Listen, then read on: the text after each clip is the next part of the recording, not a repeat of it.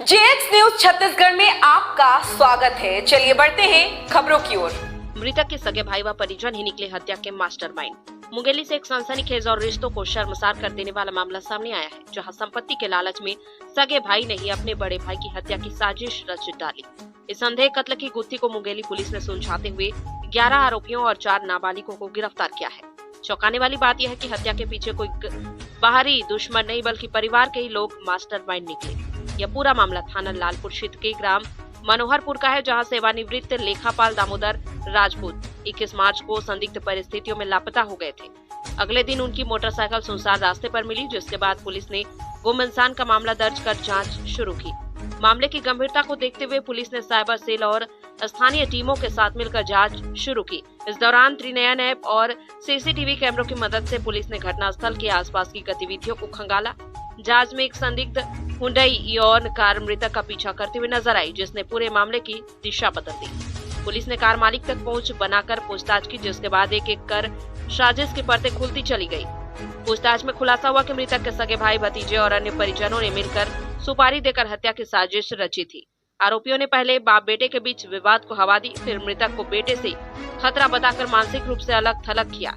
इसके बाद फर्जी वचन पत्र और नोटरी दस्तावेज तैयार कर करोड़ों की संपत्ति अपने नाम करवाई गई। 21 मार्च को आरोपियों ने दामोदर राजपूत को झांसे में लेकर सुनसान रास्ते में रोका और गमछे से गला घोटकर हत्या कर दी। इसके बाद शव को कार में डालकर कवर्धा जिले के पंडरिया क्षेत्र के जंगल में ले जाकर रेत में दफना दिया गया। साजिश को छिपाने के लिए आरोपियों ने मृतक का मोबाइल प्रयागराज ले जाकर गंगा नदी में फेंक दिया, ताकि लोगों को लगे कि वह साधु बनकर कहीं चले गए हैं। पुलिस ने आरोपियों की निशानदेही पर शव बरामद कर लिया और पूरे मामले का खुलासा करते हुए 11 आरोपियों और 4 नाबालिगों को गिरफ्तार कर लिया। साथ ही घटना में प्रयुक्त वाहन और 96,000 रुपए की सुपारी राशि भी जब्त की गई है। मुंगेली पुलिस की इस कार्रवाई ने एक बार फिर साबित कर दिया कि तकनीक और सतर्क जांच के सामने अपराध ज्यादा देर तक छिप नहीं सकता। लेकिन इस घटना ने यह भी दिखा दिया कि जब लालच रिश्तों पर हावी हो जाता है तो खून के रिश्ते भी खून के प्यासे बन जाते हैं। जी सर, बताइए सर, एक अनसुलझे रहस्य पर से पर्दा उठा है। ब्लाइंड मर्डर केस जो है पुलिस ने सुलझाई, बताएंगे सर? लालपुर थाना क्षेत्र में एक मिसिंग केस दामोदर सिंह राजपूत का दर्ज होता है। इसके बाद पुलिस अपना मिसिंग पर्सन को ढूंढने के लिए अपना कार्य शुरू करती है। मिसिंग केस को सॉल्व करते करते बाद में पता चलता है कि यह मिसिंग के साथ साथ हत्या का केस है। इसके बाद इसके पूरी घटनाक्रम को पुलिस छानबीन करती है, जिसमें ये पता चलता है कि दामोदर सिंह राजपूत की हत्या प्रकरण, जिसको जाफल हत्याकांड के नाम से हम जान सकते हैं, इसके परिवारजनों में इसके भाई लोग, जिसमें मेन रामपाल और उसके अन्य साथीगण, जो परिवार के सदस्यों ने मिल करके इसको हत्या करने का प्लानिंग किया था और संजय यादव नाम के व्यक्ति को सुपारी दिया था, जिसने अपने 5 और साथियों के साथ में मिल करके दामोदर सिंह राजपूत को गायब करने और उसकी हत्या करने और शव को दफनाने का उसने प्लान बनाया था। इस पूरे घटनाक्रम का जब हम लोगों ने जांच किया तो जांच करने के बाद में घटना का कारण पता चला लालच। दामोदर सिंह राजपूत के मिसिंग होने से पहले दामोदर सिंह ने अपने पूरे ज़मीन और जायदाद और पूरी प्रॉपर्टी को धीरे धीरे वह अपने भाइयों और उसके पहचान वालों के नाम पर बेचने का कार्य प्रारंभ किया था और लगभग उसने बहुत सारा ज़मीन की रजिस्ट्री अपने रामपाल के कहने पर उसने अपने रामपाल के पहचान वालों के साथ पे किया था। घटना के दिनांक में रामपाल और उसके भाई ने उसको जवारा कार्यक्रम के लिए उसको बुलाया था। जब उसको बुलाया था तो रास्ते में खपरी कला के पास में संजय यादव उसका पीछा करते करते आया और उसको रोका और रोकने के बाद में वहीं पर गमछा बांधे था, उस गमछा से गला घोट करके मार दिया और अपने गाड़ी पर उसको ले करके पंडरिया थाना के पास में देवरसा गांव है, वहां के जंगल में मतलब जा करके शव को उसने वहां पर बरी कर दिया।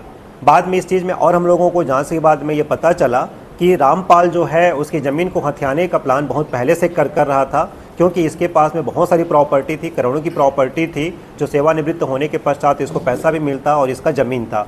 इसका उसने पूरी की पूरी जो चीज़ें थी यह कई साल पहले लगभग 2016-17 से प्रारंभ कर दिया था और इसने उसकी पत्नी और बच्चों के बीच में भेद करने का काम प्रारंभ कर दिया था।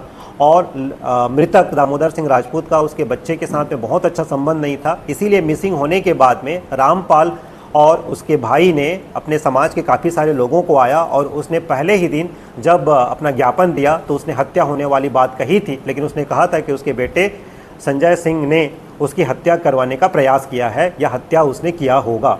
इसी के बेस पर जब आगे हम लोग पता करते गए तो एकदम एक क्लियर हो गया कि ये पूरी हत्या का जो प्लान था यह रामपाल और उसके परिवारजनों ने किया था, जिसको संजय यादव ने यहाँ पर एक एग्जीक्यूट करने का काम किया। इस पूरे प्रक्रिया में हम लोगों ने बहुत ही सिस्टमैटिकली ढंग से काम किया। पूरी टीम को डीएसपी हरविंदर सिंह साहब और अपने साइबर प्रभारी प्रसाद सिन्हा साहब, साइबर की पूरी टीम, लालपुर थाना प्रभारी सुंदरलाल गोरले साहब, जरागांव थाना प्रभारी हमारा सत्येंद्र और पूरी की पूरी टीम ने यहाँ पर सिस्टमैटिक ढंग से family history, crime history, basic policing, cyber technology, net grade जैसे कई नई तकनीकों का हम लोगों ने प्रयोग किया।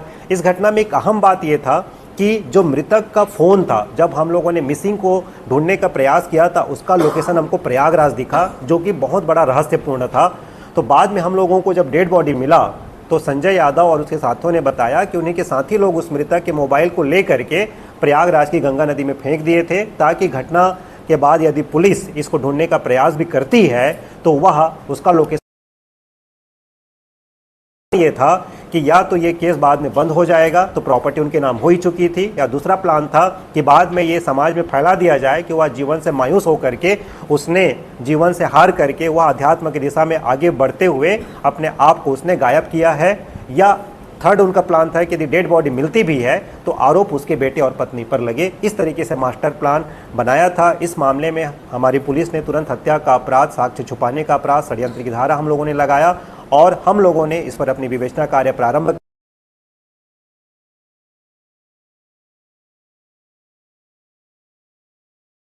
उन लोगों को हम लोगों ने विधिवत तरीके से गिरफ्तार जब्त भी किए हैं। अभी विवेचना प्रारंभ हुई है। कई सारे बैंक डिटेल, कई सारे रिकॉर्ड्स, कई सारी पूछताछ होना बाकी है, ताकि इस कहानी के सारे पर्दों पर यहाँ पे खुलासा हो और अंत में इस केस के साथ में न्याय हो और जिन लोगों ने इस जघन्य घटना को, हत्या को जिन्होंने कारित किया है, उनको कड़ी से कड़ी सजा मिले। गिरफ्तारी के नाम पर कई सारे लोगों के नाम पर जमीन, जो अभी तक हम लोगों को पता चला है